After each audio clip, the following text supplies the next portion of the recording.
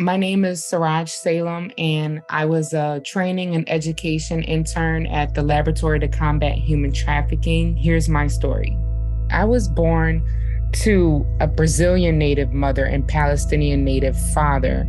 They have 5 children. I'm the 4th, so we're all first-generation Americans. From what I known as a child, I only knew that I was Palestinian. I never knew that I was half Brazilian. And so growing up, we spoke Arabic and English. Around the age of 7, when my parents divorced, I realized that my mom is from Brazil and her mom was from Brazil, but her identity had to be hidden because of the things that I'm about to tell you that unfolded.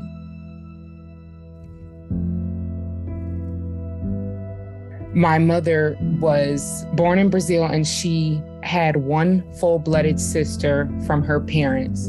And so her mom's name is Inilda, and her father's name is Mahmoud. Well, Mahmoud is from Palestine. And so he was in Brazil on some business. So while he was in Brazil on some business, he of course met my grandmother Inilda, and they had 2 kids.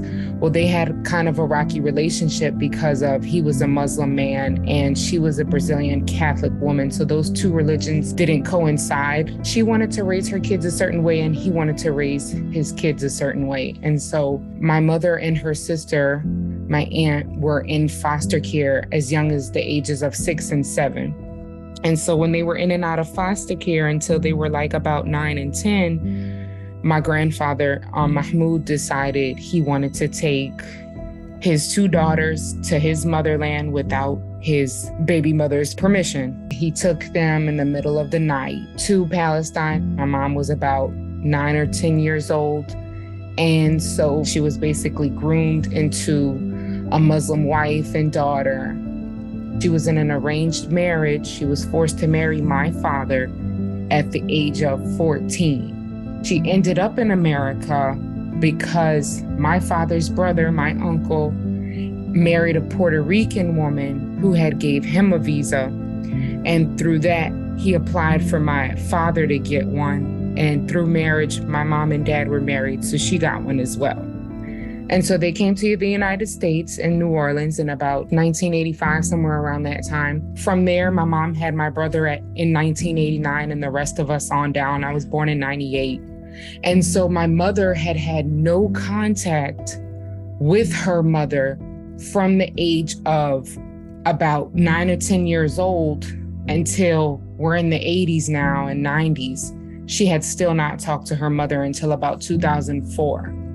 And so that's where everything was starting to unpack. I was born in 98, so I was 6 in the year of 2004. And so that's when my mother first talked to her mother again from all that time. And so from me being a child, I didn't know any of my grandparents, so that was really hard on me. I had always asked my mother where her mother was at, and she would just cry. And she would say, I don't know where my mom's at. And that was always a hard question and a hard topic for her. So I just never, asking about my grandmother was just not a comfortable topic. When they were finally united, my mother was realizing what her human rights were and her American rights, because if you think about the context here, in a Muslim country, a woman doesn't have the type of rights to just divorce her husband.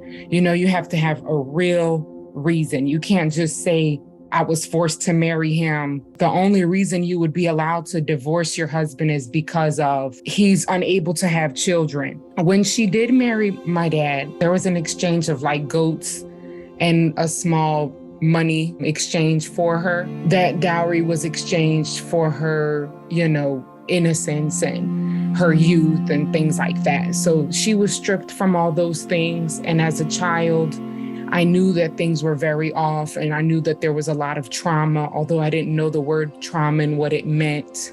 And I didn't know the word human trafficking and what it consisted of.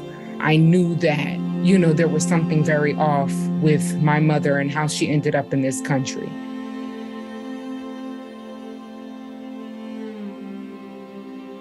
My passion started when my next door neighbors had brought over a film, and it was like on a VCR tape. They brought it in and they were like, y'all have to watch this. This is about human trafficking. That kind of opened the doors of me even knowing what it was. And ever since then, I've been passionate about finding out more And solidifying my mother's story over the years helped me really gain an understanding of it.